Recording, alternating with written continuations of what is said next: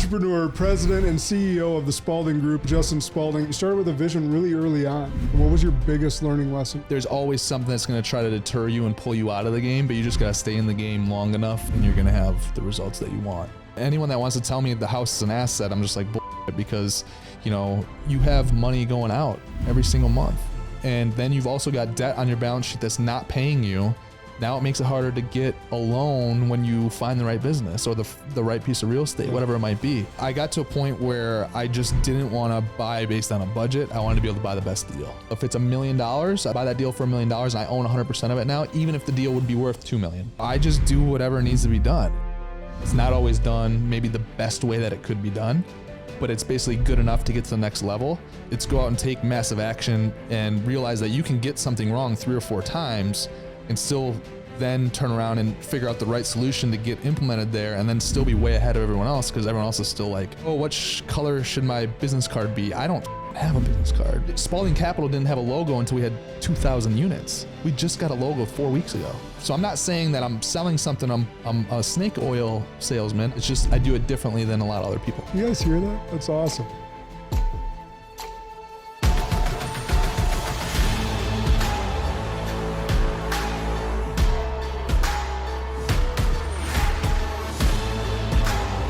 This is Sparta!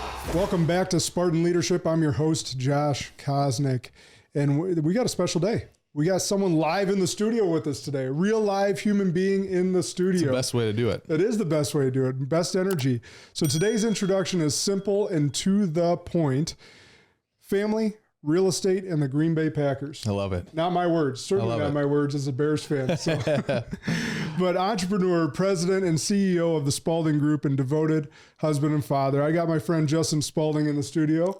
Thanks for having me, man. Yeah, this is a sweet setup you guys have out here. Well, I know you're building something special here soon, so you get to check out the full scope, the cameras, the heaters if you need it, but you'll probably be in an office. Yeah, but I'm talking about your studio here, but also like your entire farm you got out here and the whole property, the whole thing. We got pretty the alpacas listening in on us today. right through the wall. See if they learn anything through the wall today. That's right. So we're both in a period of growth, which as we know is constant, but we are both experiencing a different kind of growth. Our wives are adding to the family legacy and portfolio. Your wife in particular adding to the... Yeah, she's doing more than adding it. She's crushing it. She's crushing it. Hoping she didn't pass me up here pretty quick. Well, that's okay if she does, right? Yeah, for sure. But takes more pressure off. For sure. So expanding the dental studio. My wife just graduated with her master's in nutrition, is now taking on clients and building her own thing. So I wanted to give them a shout out. Yep. And you bought the office building that she's expanding into? So we bought it together. So she had bought a satellite practice in McFarland, Wisconsin. And then that was open 1 day a week. So that was about coming up on 2 years ago. And right away, they did enough pre-marketing where right away, they're basically open 3 or 4 days a week. They're open 5.5 days a week now. She has another associate working out of there. And basically they do a lot of high production type thing. They don't send much out. So they'll do root canals and they'll do endodontic type stuff in the office. They keep as much in as possible, which obviously the patients love, clients, customers love because they don't have to go multiple places.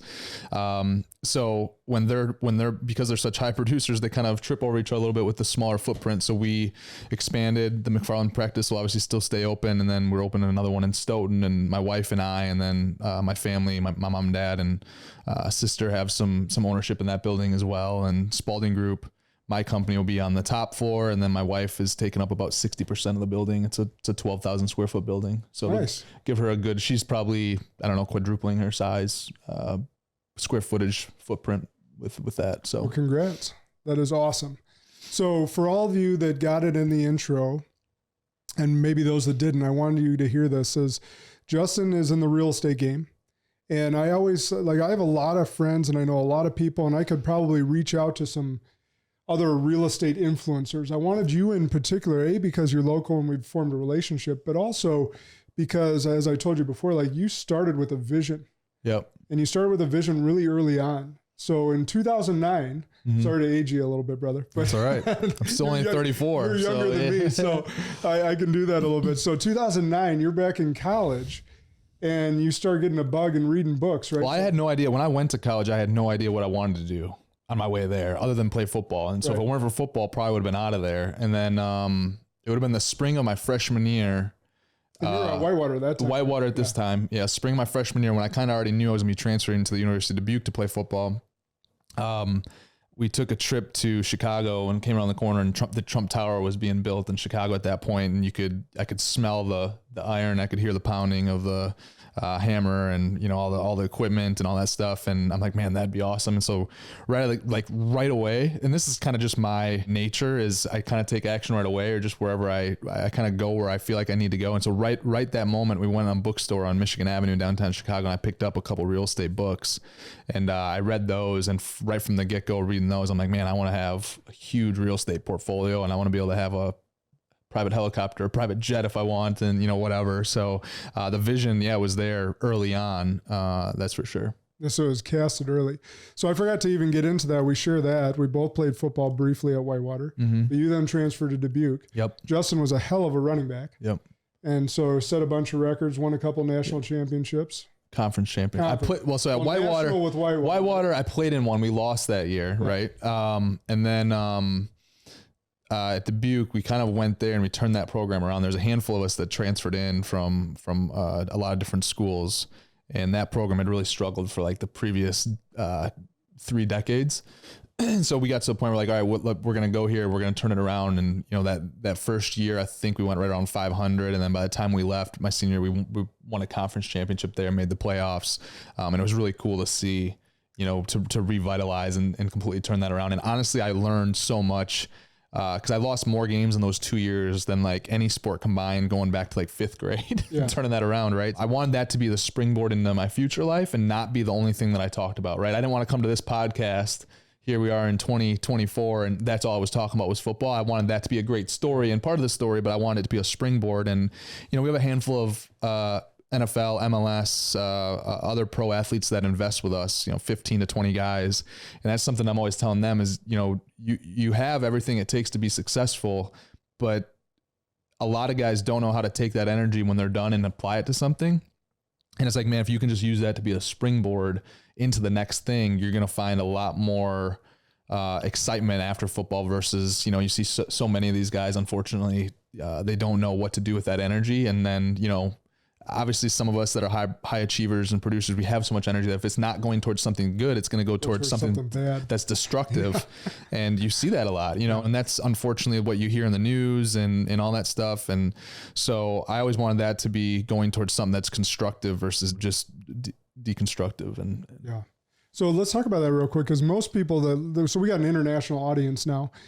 Those that don't know University of Wisconsin Whitewater versus Dubuque, Wisconsin Whitewater. So Wisconsin as a whole, as a state, does not have any D2 schools and only has one D1 football school, which is University of Wisconsin-Madison, the Badgers, which most of you know. So the rest of our football programs are D3. So for those of us like me that weren't quite good enough, I could have walked on a D1. I don't know if you had any offers. Yeah, I had a couple walk-on offers, yeah. Same here. So could have walked on a D1. And then I had D2 offers like Michigan Tech and like Winona, but I didn't want to go that route. I wanted to either do it or, and just not, and so, but it's where you're going with this is there's a ton of guys that play in the WIAC, the Wisconsin Class, well, I can't remember that conference that conference that Whitewater's in. You got Stevens Point there and Eau Claire and La Crosse and Platteville and Oshkosh. Yeah, you got all these good schools, and I mean a lot of times these guys, there's a ton of guys in those programs that could go to a smaller D1 school or a D2 school, but elect to stay closer to home and play D3. So it's a really really competitive conference with guys that are really talented at that level. Very talented. And so I want to give people perspective on that, and then also ask you the question, because Whitewater averages losing 1 game a year. Yeah. Right. It's the creme de la creme of D3. It's a powerhouse. 8 national titles, the whole ball of wax. You choose to go to a school to rebuild it. What was behind that decision? Oh, there's a couple things, right? I mean, I think like I wanted to play running back. Whitewater, they wanted me to switch to defense, which I probably could have played earlier. My freshman year, I played. We came in. There was a handful of us that came in as running backs to try to replace Justin Beaver, right? Who was big time and had smashed a lot of records in his career there, and so that was a big question mark when we were coming in. So it was that job was up for grabs, and I think I was to start the season 2nd or 3rd string on the depth chart, whatever. But the crazy thing is going through that year. and playing some special teams or whatever, we had 4 or 5 running backs that went on to become, I think 4 of us went on to become All-Americans at other schools. And then there was another one that went on to become a second team all-conference guy at another school. So you look at them on a competition there, and, you know, right out of the gate, Lavelle Coppage, who was my age and he, fantastic, like super, like a stud college running back. He had like 130 touchdowns in his career. I think he has the most rushing yards in any division in NCAA history for a career. So he was a stud, and you know, and so I just saw an opportunity with a coach, Stan Zwiefel, who recruited me out of college. He ended up at the University of Dubuque, and you know, and his son, who I knew, you know, and played against sports growing up, Michael, and a couple other guys that I knew in the area who were also recruited by Stan to other schools. Once Stan went there, we all kind of got together and said, all right, let's all transfer and let's turn this program around. And so that's kind of where it kind of came from. Right. So if I would have got the starting job at Whitewater, it probably would have never happened. Yeah. Right. But, you know, and for me, it's, you know, I stuck it out that whole first year, and again, learned a lot that first year too, because that transition. I mean, I coach my daughter's soccer team right now, U11 soccer, and a big word this year is transition, right? Because sports in the actual game, it's full of transitions, especially soccer. How can you transition, you know, offense to defense and, you know, whatnot? Well, for me in that freshman year of football, that was a big transition going from being the man in high school to, you know, now low man on the totem pole, right? And that was a tough year because it was the first year that I wasn't like a starter in like my entire life. Yeah. So I learned a lot, and I didn't quit. And then I had the opportunity. I probably would have stayed at Whitewater. I probably would have changed positions. But when Stan Zwiefel, you know, called and said, "Hey, I got this new job at University of Dubuque," you know, and I'm like, let's go do this. So that's cool. That's really cool. I mean, Whitewater is such a powerhouse, and you learn so much. Great coaches, and Zwiefel's fantastic coach as well. He was there. Well, and I was there when Lance Leipold was, you know, at UW Whitewater, and now he's crushing. He then went to Buffalo, turned that program around. Now is at Kansas and is in his second contract there, I think. And a lot of the coaches that he was at Whitewater with were my coaches there at Whitewater when they were there. Now they're at Kansas, just crushing it. And you know, I mean, he's a guy that'll probably end up in the SEC at some point if he keeps doing what he's doing. And which will be the offer he wants. Yeah, which will be awesome. So to be under some of those guys and to see how they run a program, because you know, again, a lot of it, I looked at a lot of those coaches and see how you handle other coaches and how you run a program, because a lot of it I'm using in my business, right? And so because sports plays that, you know, again, using it all as a springboard for the future. So it sounds like you went to college, like I went to college, really to continue your football career. Yeah. And like even, I mean, so my academic advisor, my freshman year said, well, your parents have a business. Why don't you take some business classes? So I'm like, all right, I'll take some business classes. But really, like when I got to University of Dubuque, I mean, you know, there were a lot of classes I would skip, and I would read my own books, and I'd go to workouts. And honestly, if it weren't for football, I don't think that I finished school if it's not for football. I think that's really what kept me in there. Yeah, I was actually going to ask you that, because that once I stopped playing football, I stopped going to school. That's right. Yeah, I remember you telling me that. And so I was going to ask you that question, so you just answered it. But no, it's really good, because I mean, similar to my sister. My sister played D1 soccer at University at Northern Illinois, NIU. And then she transferred, was at Kentucky for a little while playing soccer there. She ended up having a career-ending knee injury, and she never ended up graduating, and she's crushing it in what she's doing now in direct sales. And she just started her own apparel company and stuff like that. And so she was kind of in the same boat where you were at. And just we'll go into sales. Yeah. And crush it. Yeah. And then we'll learn and grow and read books and continue to sharpen that saw. So you did that through college, though, on the real estate side of things. And so you decide what you want to do. You're brand new coming out of college. And what's the first property you go and purchase? So I graduated college in 2012. And I bought the first 4-unit apartment building in August 2013. And what was your biggest learning lesson with this big purchase? That there's always going to be something that goes wrong, you know, right? Like, I mean, so like, for example, that 4-unit, bought it, and that same night I bought it, the water heater goes out, and there's water like everywhere because it broke or whatever, and floods part of this area. And I'm like, what the hell did I just do? Why did I just buy this property? And because when you have a 4-unit, there's not much scale there. So a $1,200 expense right out of the gate is like a huge expense, takes up a couple months of cash flow. Right. So for me, I was like, what did I just do? But so I mean, the biggest thing is there's always something that's going to try to deter you and pull you out of the game, but you just got to stay in the game long enough and you're going to have the results that you want. So you buy this for fourplex. Were you working a different job at that time? I came from a background in direct sales as well, and multi-level marketing. And so I started that in college, and I did well. with it. But there was a lot of people in that company that spent a lot of money. I freaking invested everything because I viewed it as I'm an independent contractor. They could get rid of me at any point in time. And so I'm going to save all this money while I've got it. And I'm going to invest it so that money can make me more money. A lot of other people just blow their money. And actually that company ended up getting rid of all of its independent contractors, just went straight DTC, direct to customer. And, everyone lost the income overnight. At that point in time, it was paying me like $8,000 to $10,000 a month, but I was like, I don't need it. It was kind of fun money. I didn't really need it. And it was a bummer, but I'd put all my money to work. So any money that I earn from my businesses, 1099 or, I want to put that money to work and get it invested. So now it's paying me always, because then that money is going to work for me forever. And while I wait for it to double, triple, quadruple, it's going to pay me cash flow every single month. So you've always really had this mentality. Did your parents teach you much about finance, or where did you? I saw the hard work through my parents because they owned a veterinary practice, growing up, and that ended up blowing up into something as well, which I made an investment in, and we ended up having 40 practices and sold that in 2020. But, growing up, I was actually the one always telling my dad, like, you need to like let some of that stuff go so then you can blow up. Yeah, right. Delegate and elevate. Yeah. Bro. Yeah. So I remember having those conversations with him. Like when I was like still like younger, cause that's just how my mind worked a little bit. I didn't really understand what I was saying until I was reading all the books, and the books kind of taught me that. And I think my dad kind of learned that portion of it with me. But what I saw with my mom and dad was the work ethic, the what it takes to have your own business. And because, my dad bought in and became a partner. They became partners in Badger Veterinary Hospital. That was in Janesville in 1992 or 1993. And then they bought the other partner out and stuff like that, and went on their own and built their own building, like a 7,000 square foot building in 2001. It was finished, something like that. So I saw what hard work was and commitment. And so I remember the house, being mortgaged when they built that location. They put everything on the line, and so I saw that. I saw what sacrifice meant. I saw what the hard work meant. I saw what being dedicated and commitment, and I saw all that stuff. I didn't necessarily learn all the financial stuff directly from my mom and dad. A lot of it was through experience, and we kind of learned a lot of that stuff together. Well, I think it's really impressive because I started in the financial services business when I was 24, and the vast majority of friends, acquaintances that I was meeting with at that time, and then strangers that I was meeting with at that time at my age, were blowing all their money at the bars, or blowing all their money on trying to impress people that they didn't even know with cars or whatever it may be.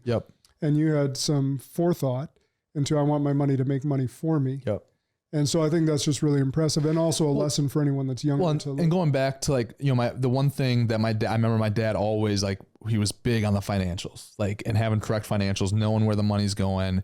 And I remember that. And it was such a thing for, like, I remember in high school, like, balancing my checkbook, because that's what my dad would do with the businesses. So like my personal finance, like, I can go back every single month ever since I had any money whatsoever, and I can track like everything, because it's still all I have Quicken and, whatever. And I've since gone over to QuickBooks and, whatever for my personal stuff. But, so that was also like a thing that financially was just, ingrained in me, which is good now because I plan ahead of time. So like, I'm so prepared that starting like right now, we're sitting in April, is recording this, and starting in like May, I'm actually gonna be looking with my accountants at my 2024 year to date actuals in all of our businesses and personal, but off of our budgets going forward. And they'll basically tell me and give me an estimate where I'm going to be from a tax standpoint if nothing changes. If that comes in and he's like, look, you're going to have $1 million of taxable income this year, I got the rest of the year now to figure out, okay, what investments can I make that I'm going to get depreciation? What can I spend my money on in my business that's going to help me grow my business that I can get a write-off on to lower that tax? So 8 of the last 10 years, I haven't had to pay any state or fed income tax because of that planning. Yeah. A lot of that came from my dad because he ingrained in me the being able to get your personal financials right, your business financials right. So then you can plan and all that stuff. If you're an entrepreneur that's listening to this and you didn't hear what Justin just said, make sure you have a CPA that is pre-planning with you. He's getting his done in May, right? So he's taking a snapshot in May. So whereas most people wait till the year closes, Exactly. right? So a lot of people, if you're watching this, you might be one of them where 2024 will end. You'll meet with your accountant in January 2025, or maybe like the last week of December or something, whatever, maybe February 2025 for your 2024 numbers. Whatever that number is, you can't do anything about it now. Nothing. But if you can have a projection going forward, and now you've got 3 months, 5 months, 6 months, 8 months to proactively try to, again, not tax evasion, but tax avoidance, legally avoid the taxes by doing basically what the government's going to incentivize you to do. Now you can eliminate your tax burden and keep more money working for you. And that's what I've always been able to do, which has allowed me to compress. I talk a lot about being really good at compressing time for what I've done by the time I'm only 34. And that's a big way that I've been able to keep more money working for me legally that has been multiply and pay me more cash flow versus having to pay 20%, 15%, 50% to the government. So it reminds me of that classic clip in I think it was the initial Hillary Trump debate. Yeah. And she tried to bust him out on his taxes, and he's like, "That makes me smart." Right. And he also said something to the extent of, you've been in there, you could have changed these rules a long time ago. Yeah. I'm playing by the game. There's two sets of the tax code, right? I mean, if you're an employee, you're playing by one set, you're playing by one set of rules, but there's an alternative set of rules when you're an investor and a business owner that you can play by, and it's all legal. And so which set of rules do you want to play by? And if you're not playing by the set of the rules that I just said and just talked about, you need to learn how to play by that set of rules. So absolutely. So my, to wrap that point up is, if your CPA is not proactive with you, reach out to one of us. We got recommendations. We can get you a CPA that's actually going to be proactive and not just reactive for you, because a lot of CPAs are nice and they do their job well as far as filling in the forms and doing the taxes correctly. They're just not helping you avoid taxes like they should be. And that is part of the job. So let's move from that fourplex, because you now own how many units? 2,100, just under 2,100. From 4 to 2,100. What has been where was the biggest jump? 2022, we bought 1,000 units. So that was a big jump. Yeah. 2019. So this is where, remember, go back to where I remember hinting at my dad, or not knowing what I was saying, but just telling my dad, you need to let go of that so you can do this to get bigger. When I was little, 2019, we had 400 units, but I was still, we manage all of our own stuff. So we don't do any third party management for anyone else. So if you bought a building and you said, hey, we don't do that. It's only stuff that we have ownership in with our investors. We manage right now. So I was overseeing 400 units. I was overseeing, 10, 12, whatever employees. And, I was still trying to acquire deals, but the management company sucked up all my time because of just, when you have employees, you got fires that come up, whatever. Yeah. And when you're the boss, you got to put out the fires. Yeah. And so you can't, it really slowed down. I saw the writing on the wall, I'm not going to be able to acquire as much unless I figure this out and be able to get, where I only have a maximum 10 hours in the property management company. So I basically cut my salary. I hired CJ Wessel, who she came in to be our chief operating officer, and she had a long history of being successful in real estate. So she was our chief operating officer to oversee all the day-to-day things with the management company. I still would have about 10 hours a week in there, 15 hours a week tops. But then that allowed me to free up to just go look at acquisitions, work with investors. That's what I'm best at, is finding the deal, putting the deals together, and rock and rolling from there. And then it kind of got to the point where April of 2024, we promoted her to CEO of that. So now I don't do any of the day-to-day there. Now I'm still Spaulding Group. We also have Spaulding Capital, which is actually the company that's going and buying these deals and where our investors sit. And I'm still the CEO there and whatnot. But I'm Spaulding Group's biggest customer, right? Because they're only managing our properties. So I interact, as on as needed basis, but I'm with the management company, but I'm hands off as far as the day-to-day, the management. I don't do anything with the people. So we got 50 or 55 employees, something like that there now. I don't do anything with the employees or overseeing people. So you're truly the visionary now. Yeah. And you have someone else kind of on the Spaulding Group side. And now what's coming next is I need to get to that same point in, Spaulding Capital where, again, because it's starting to get to the point now where we have transactions, we got a lot going on that, there's going to have to be some tweaks there too, where, again, I'm higher than I've already know where my strengths and weaknesses are, and being, people that follow someone like Gary V, you know, he's a hardcore CEO. I mean, he's overseeing whether it's 8 people or whatever. That's not my strength. And I've recognized that's not my strength. So I get someone in that seat who can.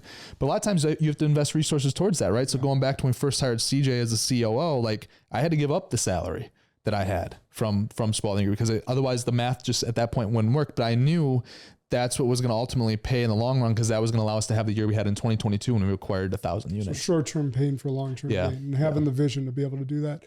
Let's go back a little bit. You have a Kiyosaki belief, Robert Kiyosaki, who wrote Rich Dad, Poor Dad, which I know is a foundational book for you. My daughter just read it. She wants to go to a Taylor Swift concert. I said, you got to read this book and write a book report on it first, and then we'll go. And it started kind of as a joke. And then I've made her sign different contracts before, like just, so we have a certain thing we can talk about later, a certain estate thing and stuff like with her. So we make her sign these contracts before deals. And if she does like some of the due diligence that's in the contract, she doesn't have to. At any time she can get out of these contracts.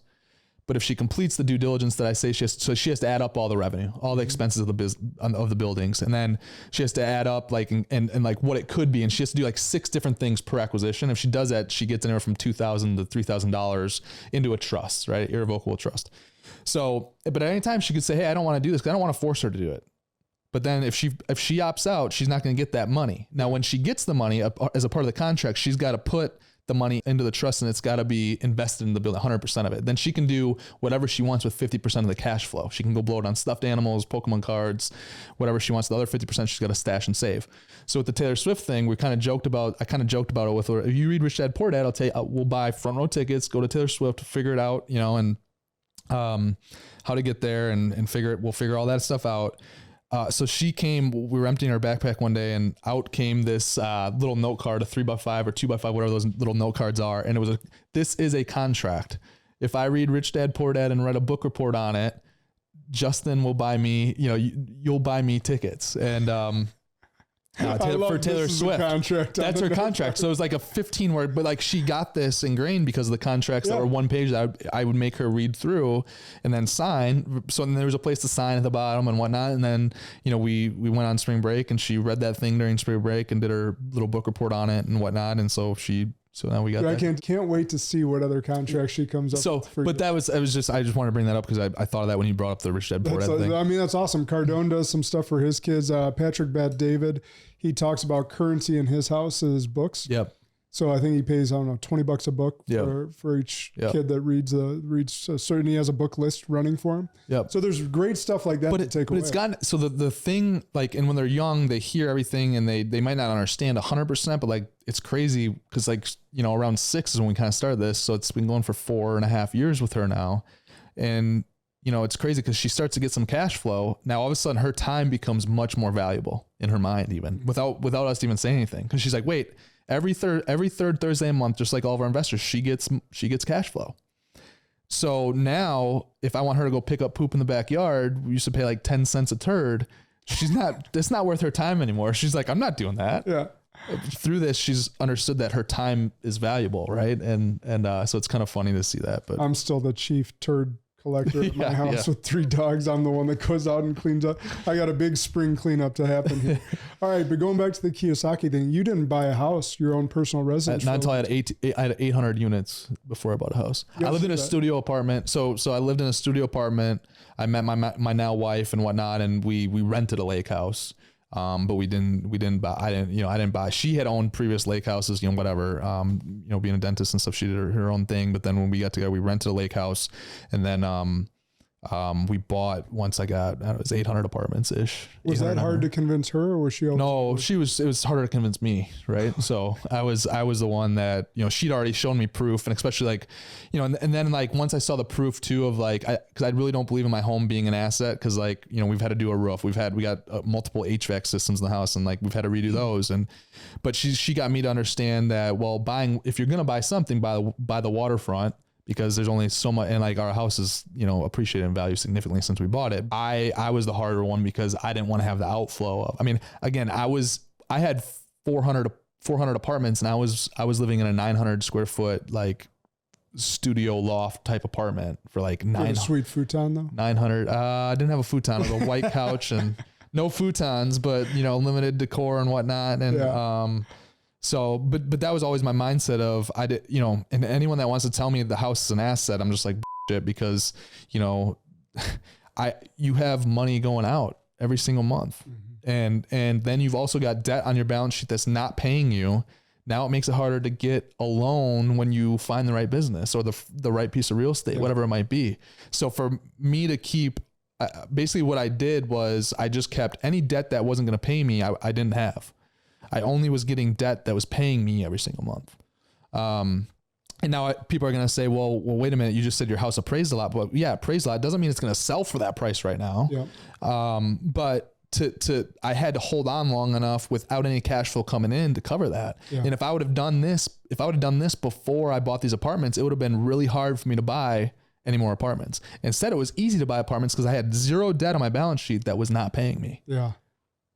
So that's really, really important for everyone to hear as well.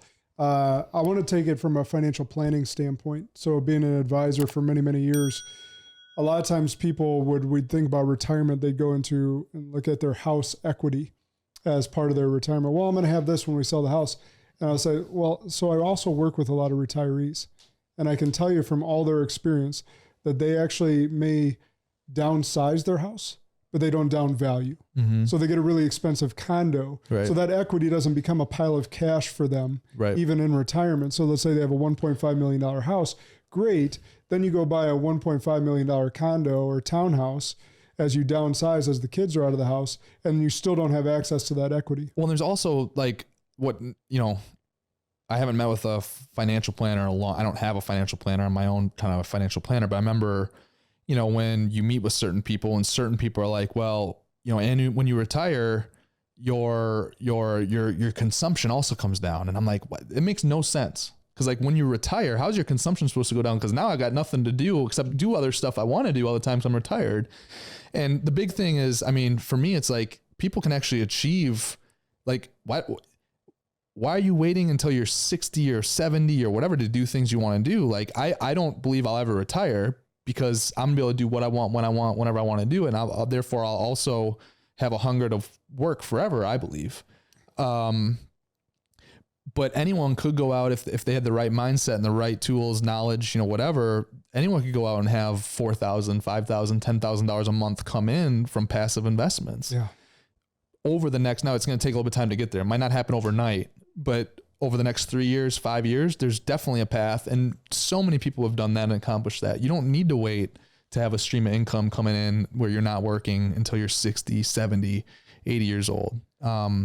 And really too, the other thing is like everyone has this target of like 60 or 62 years old for retirement and, Social Security, all that. When does Social Security start? 62 is the earliest you can take it, but it's typically not advantageous for you to take it at 62 unless you have health issues. And the problem with all that stuff is when all those rules were put in place, people were only living until like 70 or whatever. All right. And like, right now, if you're in good health, we were talking earlier about cold plunges and, we're both into working out and taking care of our bodies. Like, as long as there's nothing catastrophic that happens, like we'll have an opportunity to live to 100. There'll be people like our age that are gonna be living 120, 125, like regularly. Some of these longevity people are talking about if we can live the next 10 years, that it's not inconceivable that some of us are living to like 180. All right. And now some people are like, well, that'd be horrible. And I'm like, well, because your thought of life after X age right now is like wheelchair bound or bedridden. Like if you're doing the right things with your body, you're still going to be able to be active for a much longer time. Longer time. Yeah, you're right. They're having a different view on it because most of the time people 80 or older are unable to live a healthy life. So what happens now with all these people are thinking they're going to live till 90 and they retire at 62.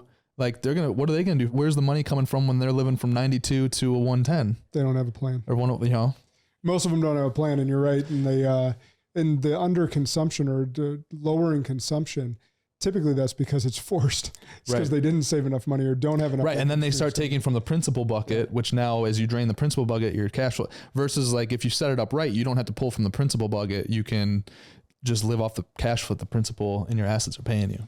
So I want to get into some of your biggest lessons because you go from 4 to 2,100. And that's just an incredible leap in such a short time frame. It probably doesn't seem that short to you from 2012 to 2024 that we're in now, 12 years. I mean, but that's a monumental jump year over year. So we've basically doubled in size every single year since that year. Now that's not exactly how it's worked out every year, but if you kind of do that's the ballpark. So when you go to from 4, where that's manageable because it's one unit or one building, let's say, and what was your next purchase then? Another 4 unit, then like 300 storage units. Then it was a 24 unit, a 40 unit. But like for me, being smaller wasn't as manageable as being bigger. Right. Because being bigger, I now have more resources where I can hire a COO, a CEO, and I can get people around me who are like, we have a director of facilities now. He started with us like a year ago. He's been a phenomenal ad. Cause like he knows stuff that I will never begin to know about, some of our mechanical systems and, whatever. And like, we're not going to have contractors that can pull one over on us, whether they do it intentionally or just cause they don't know either. Right. So I just view it as, I don't view that smaller amount being more manageable because it's not, you can't get the best people in place to actually manage it. Fair. It's more manageable from a standpoint of I can do it myself. Let's say it's simpler because now you don't have the added people, the added tracking. But I don't know. I mean, I was more tied down when I had 4 or 8 than I am now. Yeah. Because when I remember being in Las Vegas one time and I had a tenant call about, I can't remember what they called about, but it was something that was somewhat major. I had to call a couple of people to get them lined up to go out there. And it took me 2 or 3 hours to make sure it was all taken care of. And I don't have to do that now because I've got people in place that are better at that. Like CJ is better and more equipped to be a CEO of a property management company than I am. Right. Steve is better. Steve is way better to be a director of facilities and taking care of those maintenance issues than I am. Yeah. Right. So, it's a different mindset, but I think what makes it ultimately the simplest or cleanest or most manageable is when you have enough scale, to be able to then get the right team in place to do it the best way possible. When did you learn that going for investors versus just trying to stomach it all through the only reason I did it is, I wanted to be able to, I got to a point where I was picking off 8 units and 16 units and I could have kept going that way and, and still been successful. And, but I got to a point where I just didn't want to buy based on a budget. I wanted to be able to buy the best deal. So when I started to look for the best deal, which the best deal could have been an 8 unit, but it also could have been a 110 unit. Yeah. And at that moment in time, I couldn't buy the 110 unit by myself. So I said, all right, let's start basically a private equity company. And, now I'll get paid based on our performance and we'll get some acquisition fees, some disposition fees, some asset management fees as well. And, rock and roll that. So you're like, okay, guys, set this all up now. Who's your first call? And you don't have to say the name. I'm just like, how does one go about, I'm going to go solicit investors now?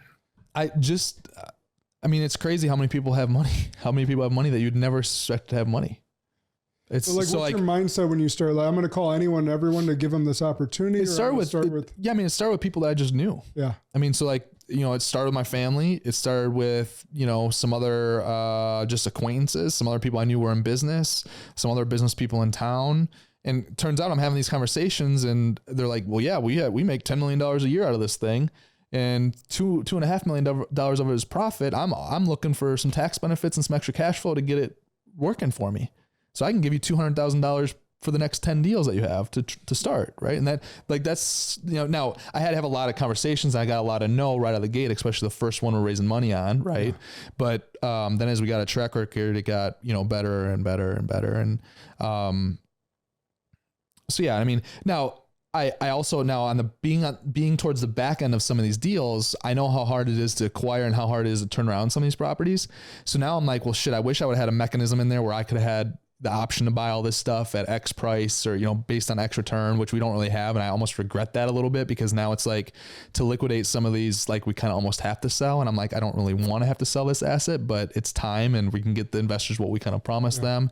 So, going forward, I might change some of those things because some of this stuff I'd love to hang on to forever and just keep operating it, refinance out, direct that money somewhere else and keep rocking and rolling. Yeah, I know you probably know this, but when I worked for Northwestern, I got to meet with their real estate people quite frequently and hear them speak.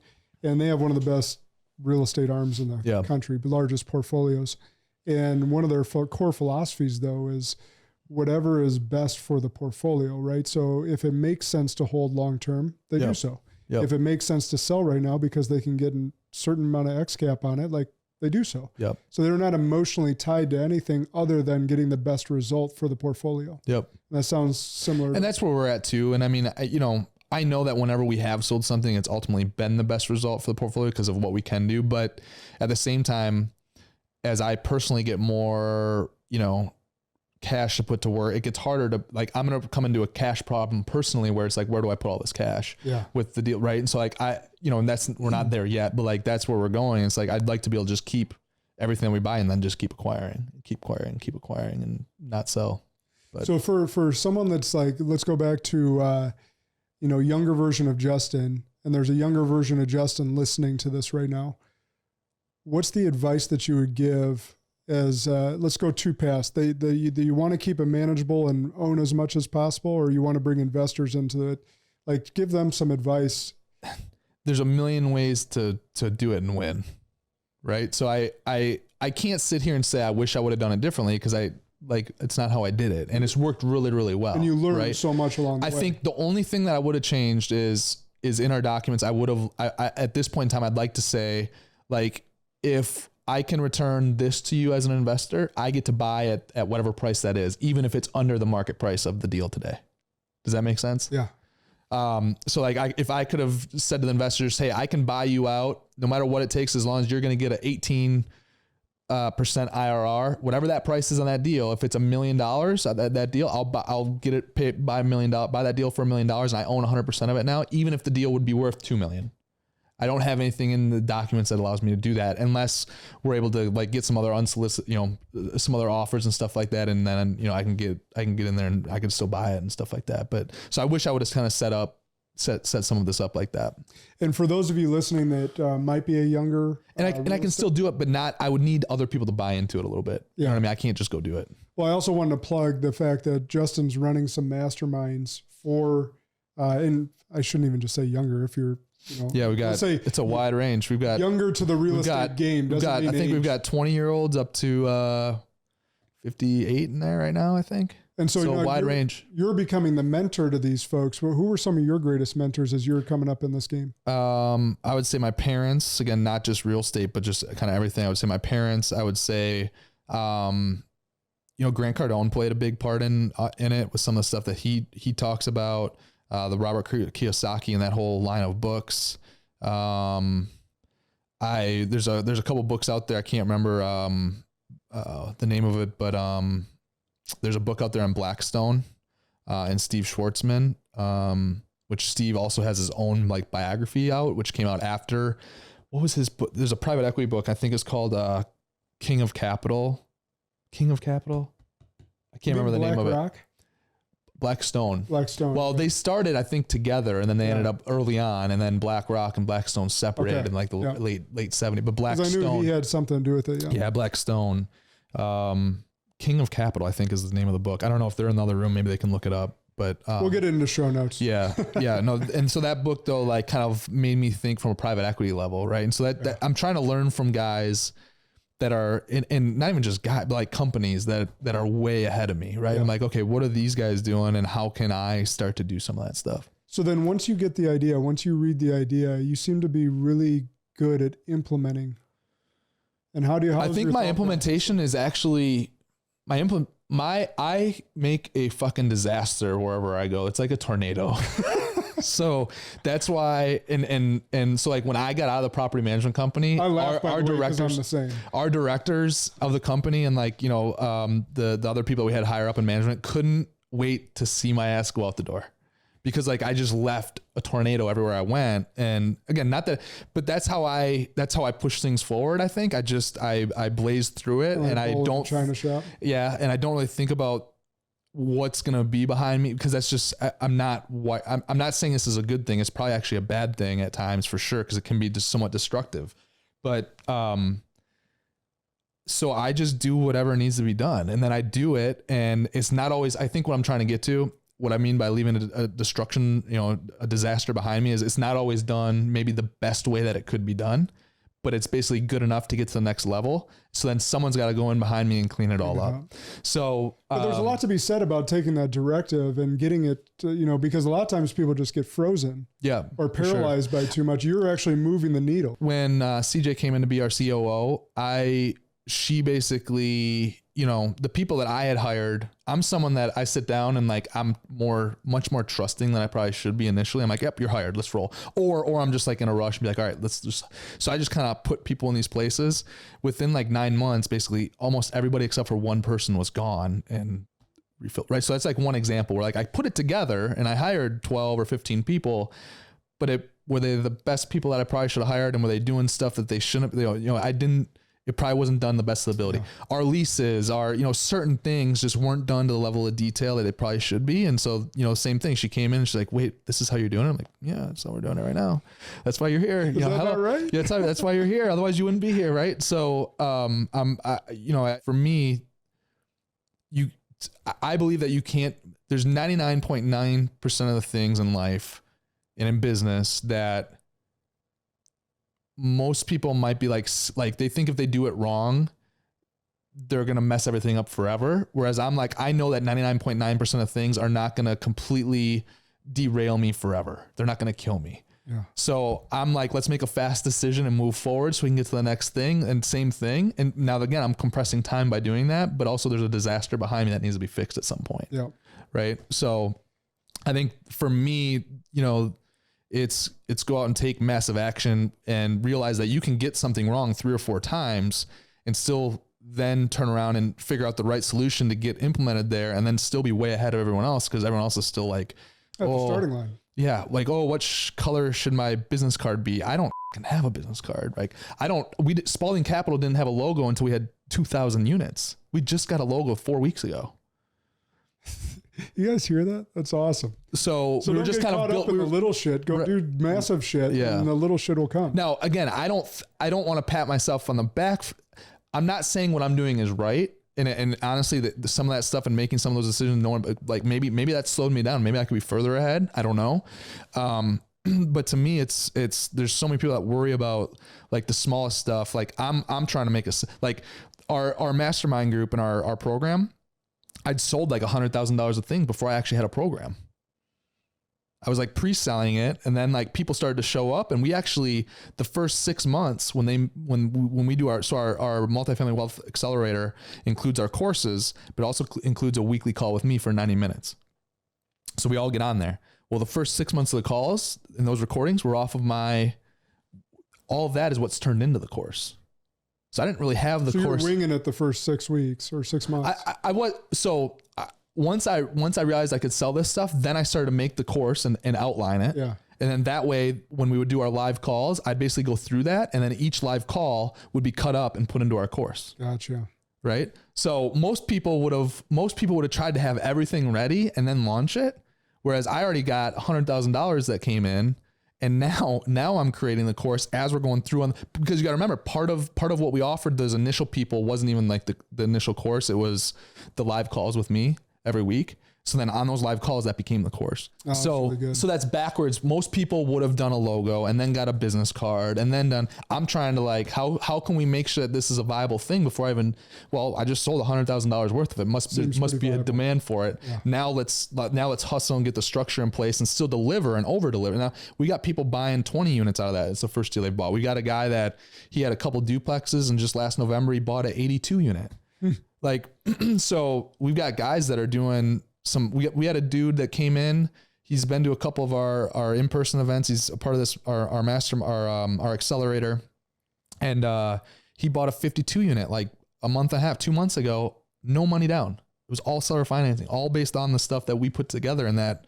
So the results are still powerful. So I'm not saying that I'm selling something. I'm a snake oil salesman. It's just, I do it differently than a lot of other people. Now in that company, there's still a disaster that we're starting to clean up behind, right? But that's just, I'm a little bit different that way, I think. No, it's good. Well, I also want to say there's a lot of humility in you because I think that, to grow from 4 to 2,100, and in the real estate game, there seems to be a lot of ego and just chest pumping or chest beating, whatever it may be, you being able to realize that you weren't the right person to be the CEO. I want to fire myself as fast as possible from everything that I do. So what do you think where did that come from? Because I think that is something different about you that I see that I don't see in others. I don't know. I just know that I don't want to be the person that has to answer the call every time.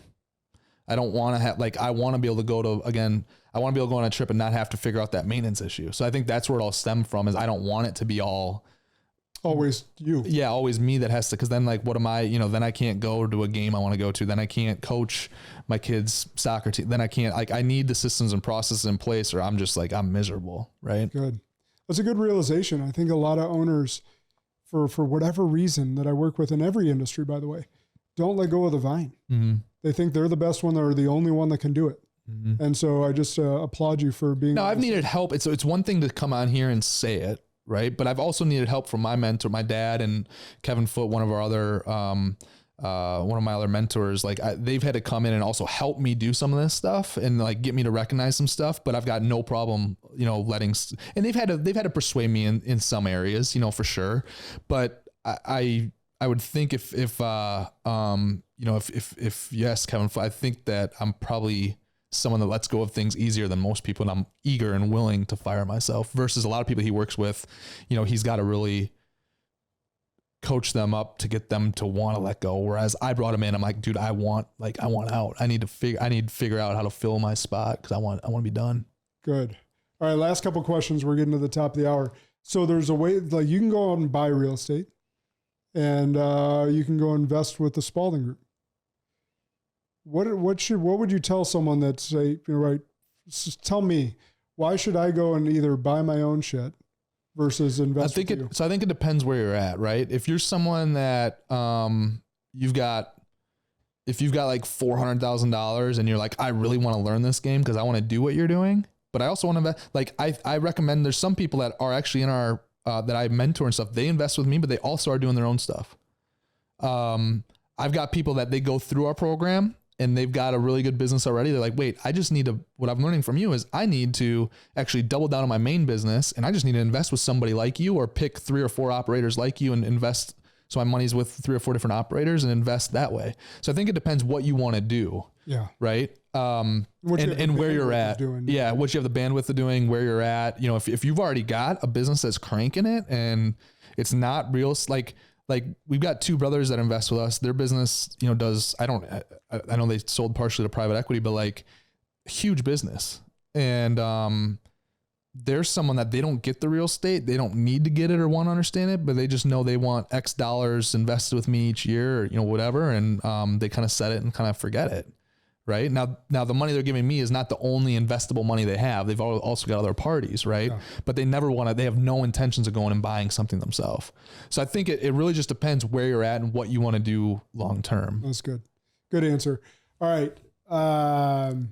If you could boil down, I'm hesitating with this question because I know it's going to be a hard one. If you could boil down the biggest mistake, and let's go with, so on the real estate side, not the employing side, because I think you've been pretty humble with you talking about your shortcomings on being the visionary leader there.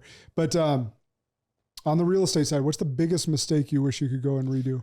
Not operating fast enough on 2 deals that we got that are struggling now. So they were variable rate financing, which we did a lot of when rates were really low. They worked really well for us on a lot of deals.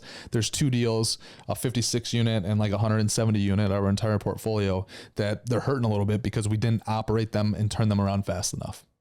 So looking back, what does that mean to operate them for those that don't? So when you're operating real estate, we're buying a lot of value add properties. And when I say operate them, we want to be able to turn them around as fast as possible. So basically if we got a property and it's doing $1 million revenue when we buy it, and the NOI, the net operating income's 500,000, we want to increase those 20 to 40% as fast as possible and take risk off the table. And that includes, you got to fix them up a little bit. Fix them up a little bit or a lot of it, depending on the deal and the opportunity. But there's a couple deals that we didn't have the right plan / execution both. and it's hurt us on those two. So I'd be like, so every deal we do now, I'm like, okay, how can we go faster and faster and faster with each one that we do to not, the day one of owning a deal is when you have the most risk, because you're going to find no matter how much you could do the best due diligence out there, but there's still going to be something that you don't know about that property until you manage it, own it for 3 months, 6 months, a year, whatever. So day one is when you have the most risk. Right. And so the more that you can get your hands on that and really operate it and execute on your business plan, you start to and increase the revenue and increase the earnings. You now start to deleverage your risk. Right. And so we didn't, those two deals. Now, the thing that sucks is it's kind of sucks for those two deals. We got one of those deals right now, we might take, if we were to sell it right now, the investor would probably get 80% of their money back. But the crazy thing is looking back at this as well, is if everything was one big portfolio that we have, you wouldn't even recognize these two you wouldn't even realize there's something wrong with these two, because that's how well the overall portfolio is doing.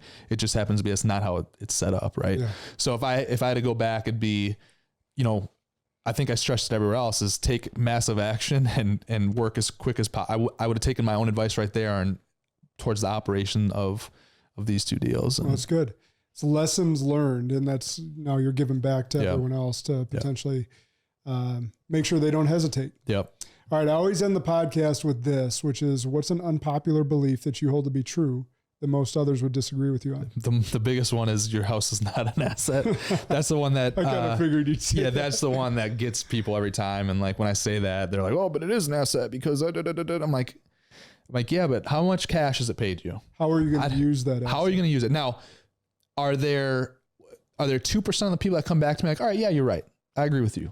But when I say it, I'm talking about the masses. And so it's and for 95, 98, 99% of people, it's not ever going to do what it did for that other 1% person that comes to me with their story. Well, and furthermore, we've been sold this American dream, right, of buying the house, which was created by the banks. Which was created by the banks, and they don't know. Most people don't know. The banks, your house is an asset. Yeah. Because the liability that you have in the mortgage is their asset, and you're paying the bank's getting cash flow off your house each month. And furthermore, so the way that you can make it slightly more an asset is not just buy into that 30-year fixed mortgage. You can pay that down faster. You can go with a 20-year. You can go with a 15-year. You can figure out ways to pay it down faster so that you're not paying so much dang interest to the bank as well. But even then, I'm not even about interest though. But even then, you're still have cash out. And now if I got a shorter amortization, I got more cash out. I was trying to meet some people in the middle. Yeah, but I'm not even a fan of that. I'm not even a fan of that. I want to amortize it now. I want to amortize it as long as I can. Like if I can amortize, and that's another thing too, is like terms, right? Terms of deals. So like when I'm buying real estate, if you got something that you think is worth $2 million, I'll be like, all right, I'll pay you $10 million for it to be sure that I get it. But I'm gonna only pay you $1 a day for however long that takes to pay off the note. That's a good deal for me at that point, because I could just never sell it. If I don't have to sell it and there's cash flow there, right? So it's terms of the deal. And that's a term for the banks that the banks are good with. They're winning. Yeah. It increases their cash flow. Yeah. Right. And which there's less interest over time, but it's less. I want to pay interest on my real estate properties because interest is a tax write-off. Yeah. So if not on your home. Right. Not on my home. Yeah. Yeah. Right. So that's to your point. But going back to the home, if I've got a 15-year mortgage, now I just doubled my payments versus a 30-year mortgage. So I get what you're saying to other people, but I'm also like, well, shit, like now I got even more cash flow out. Yes. Yes. Right. So totally get it. Where can people follow you, find you? Instagram, Justin Spaulding, at Justin Spaulding. That's my handle. Easy. So JUSTIN SPAULDing. That's probably the place we post the most stuff, but I'm active kind of everywhere, but Instagram is where we're most active. Well, I always ask that. And then, where can they find more information on the mastermind should they want to? Instagram as well. DM me start on Instagram and we'll get a hold of you. That's the best spot. We can get you the landing page and all that stuff from there. So right on Instagram is the best place. Awesome. Well, Spartans, I hope you got a lot out of today. A lot of good info from Justin, both on the real estate side and the business side. I love hearing his humility on being able to let go of the vine, because I work with business owners every day, and every single one of them tends to think that they need to handle more things than they should. And so I hope that you entrepreneurs got something from Justin, both on the real estate side as well as the business side. And follow him at Justin Spaulding on Instagram. Share the crap out of this episode, especially if you have any friends, family members, or others that have interest in real estate or getting into multifamily real estate. Justin's the man. Remember, the good and great are the enemies of possible. Lead like a Spartan today.